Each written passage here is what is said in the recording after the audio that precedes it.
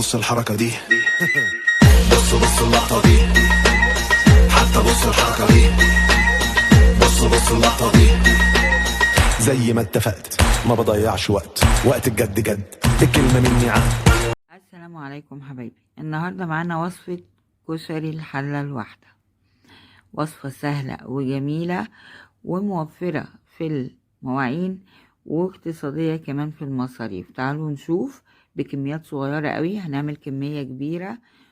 حبايب قلبي، بننقع الحمص بتاعنا لمدة على الأقل 10 ساعات، يعني قبل ما تنامي كده تنقعي عشان تشتغلي فيه لما تقومي الصبح. وبننقع العدس لمدة 3-4 ساعات، وانا دلوقتي حطاه بيتصفى كويس علشان نبدأ الخطوات بتاعتنا. يلا بينا نبدأ. حبايب قلبي، قشرنا كده مثلا بصلتين 3 كبار او على حسب الحجم عندك، وهنبتدي نقطعه جوانح. حبايب قلبي، جوانح او جوليان يعني بالشكل ده. هنبتدي نرش عليه رشة ملح، رشة بس مش هنكتر، يعني قيمة ربع معلقة ملح، وهنقلبها كويس. بعد ما قلبناها كويس هنحط عليها رشة دقيق ونقلبها تاني كويس. هي رشة بس، معلقة كده كبيرة ومعلقة ونص. في الحلة بتاعتي وهبتدي احط شوية قدر من الزيت يكون محترم كده. زي ما احنا شايفين قلبناها في شوية دقيق صغيرين كده. البصلة بقت بالشكل ده. هنبدأ اول ما الزيت يسخن ننزل بالبصل بتاعي.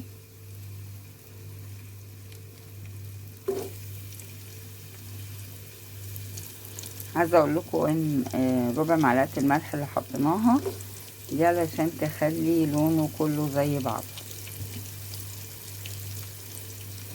زي ما احنا شايفين كده هنحطه على كذا مره مش اشكال، عشان انا عايزه احمره كويس بالشكل ده. طبعا كل شويه هنقلب فيه لحد ما ياخد اللون المطلوب. هطلعه واحط غيره لحد ما اخلص. وانا بحمر البصله بتاعتي علقت على الحمص. عايزه اقول لكم ان احنا هنحطه كده لحد قرب ما يجي يستوي. هبتدي انكهه، لكن ممكن ما تنكهوش وتحطي له اي حاجه تديله طعم خالص. طبعا بتسلقيه في الحاجه اللي تعجبك، وبتشيلي الريم الابيض اللي بيطلع على الوش ده، بتجمعيه تشيليه لحد ما يستوي. وبعد كده قرب ما يستوي هنبتدي نضيف له اضافات لو بتحبي تشربي ميه. بصوا حبايب قلبي، ايديكي طبعا مع التقليب باستمرار. هو معايا خد اللون ده، وده اللون اللي انا بحبه ما يكونش كله معمول. بحب يكون فيه شويه كده مش ملون، بيكون طعمه رائع جدا. جربوه وهيعجبكم اكتر. لكن طبعا اللي بيحب حاجه يعملها، انا ما بفرضش عليه. انا هطلعه اللون ده، لكن انت تقدري تقلبي شويه كمان لحد ما كله يبقى لون واحد. طلعته بالشكل دوت على مناديل. ودلوقتي هضيف مكرونه مرمريه او خواتم صغيره، حوالي 125 جرام، 8 كيلو يعني. هقلبها تقلبتين قبل ما احط الشعريه. اول ما الاقيها بدات تلون معايا كده اضيف الشعريه بتاعتي، برضو حوالي 8 كيلو.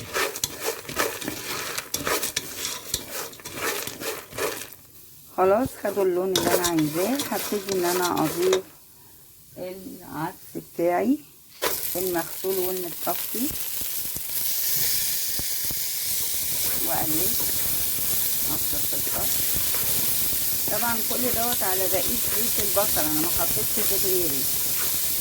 وزي ما شفتوا الزيت كان زي الفل مكان ما عملت البصل، علشان تكت الدقيق وتكت ربع معلقه الملح. ده سر من اسرار يعني محدش يعرف، وهتجربوا هتشوفوا بقى. ربع كيلو رز هنحط عليه نص فنجال بس عدس اصفر، يعني ما يجيش 50 جرام. هنغسلهم كويس قوي ونصفيهم كويس قوي. حوالي 100 جرام لتمن كيلو مكرونه سباكيتي هكسرها واحطها. غسلنا الرز والعدس كويس، نحاول نحطه من غير ولا نقطه ميه. طبعا العدس بجيبه برضو حوالي من 8 كيلو زياده على حسب انتي بتحبيه قد ايه. والحمص عملت ربع كيلو. طيب هنحط الميه المغليه بتاعتي،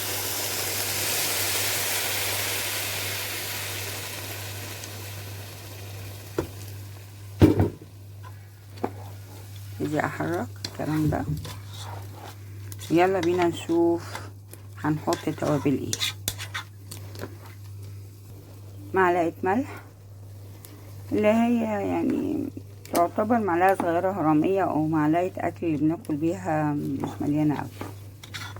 حابه تحطي اكتر من كده حطي، بس عايزه اذكرك ان كنا حاطين في البصل ملح وعملناه في الزيت اللي احنا بنستخدمه دلوقتي. وممكن بتدوقي وتقيمي يعني. ربع معلقه فلفل اسمر، ربع بس. معلقه كامله كمون، الكشري بيحب الكمون. نص معلقه 7 بهارات ونقلب. بعد ما قلبنا كويس وعملنا تيست للملح، زي ما انتوا شايفين المكرونه طريت فالميه بانت. احنا حطينا حوالي لتر وربع ميه، لتر وربع ميه على الكميات اللي احنا حطيناها دي. كده الملح بتاعه مظبوط جدا. هنقفل عليها بقى ونحط لها صاجه، نوطي ونحط صاجه ويبقى بتاعنا وشفا. نشوف بقى ايه الحاجات التانية اللي هتتقدم جنبها. حبايب قلبي، الحمص هبتدي انكيه للناس اللي هتشرب ميته. هنحط ربع معلقه 7 بهارات، نص معلقه كمون، على حرف المعلقه توم اقل من ربع معلقه. هو يعتبر ربع المعلقه يعني، هم حبه صغيرين. دبس ومعجون الفلفل اللي هو هريسه او شطيطه على حسب بقى بتسموه ايه. وهقطع قطعه الطماطميه الصغيره دي، معلش النور قطع وبس. ويلا هنروح نشوف الرز بتاعنا استوى ولا لا، ونبتدي نعمل بقيه الحاجات اللي هتبقى جنب الكشري.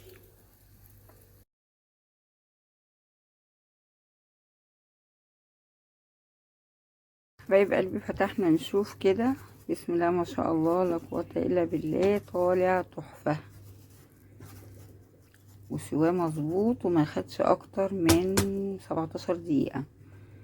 قفلت عليه هغطيه ويلا بينا نخش على اللي بعد كده. حبايب قلبي، هنحط في حله شويه زيت. وليه انا ما بستخدمش الزيت النهارده؟ كل الشغل بالزيت، هو الكشري ما بيحبش غير الزيت، لو حطينا له اي حاجه تانية بيبوظ. لما يسخن الزيت هنضيف له معلقه توم. ما تستغربوش معلقه توم، انا هعمل لكم النهارده صلصه مش هتحتاجوا معاها ابدا تحطوا دقه.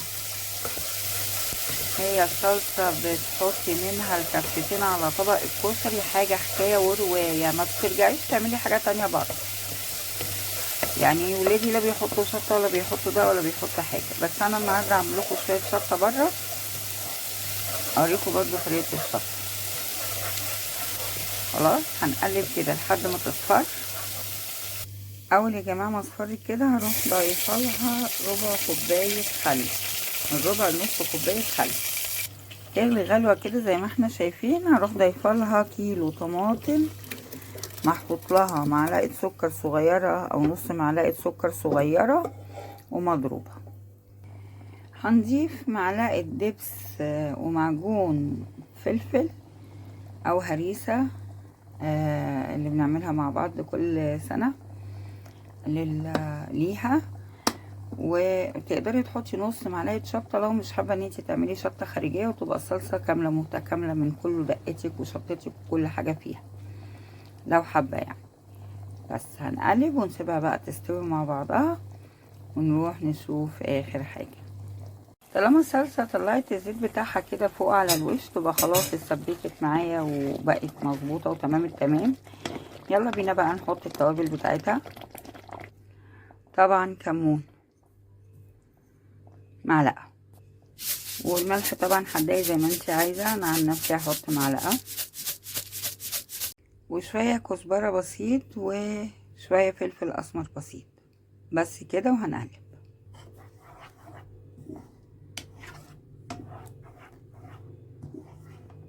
تقدري بعد ما تسبكت كده ان انت تزوديها ميه زي ما انت عايزه التخانه بتاعتها بالظبط. وكمان هنديها شويه بسيط خالص كده، يعني حاجه معلقه بصل من اللي عملناه علشان نكمل طعم صلصتنا. وبكده كله تمام. انا عن نفسي هزود كوبايه ميه، ولما هتغلي هقفل عليها لان هي كده بالنسبه لي تخينه جدا جدا. خلاص زي ما احنا شايفين غلي التاني اهي معايا بعد ما زودتها ميه.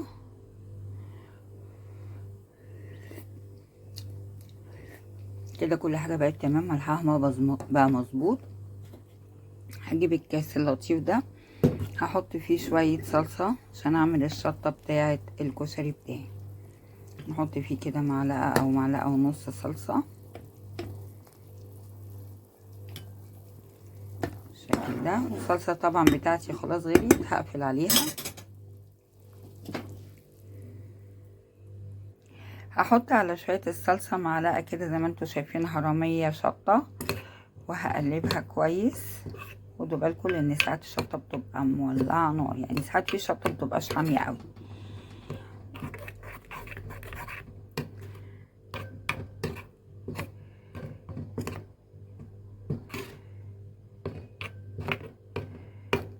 بالشكل ده كده عملنا الشطه بتاعتنا، وزي ما قلنا الصلصه فيها دقتها وكل حاجه تمام. يلا بينا نشوف اخر خطوه. وبكده يبقى طبقنا خلص النهارده. مش قادره اقول لكم الريحه ومشاهي قد ايه، وبصور بعد ما اكلت والله لاني ما قدرتش استنى اصور قبل ما اكل. ايه رايكم؟ ان شاء الله تجربوه. كشري الحله الواحده عايزه اقول لكم انه سريع جدا، سهل جدا، خطواته زي ما انتوا شفتوا مش متعبه خالص.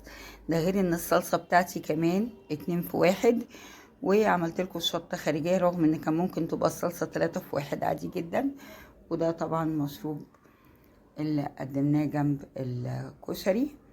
وبألف هنا وشفا، واستنوني في كل اقتصادي على قد الايد مع قناتنا كل اقتصادي على قد الايد مع استاذة هاجر.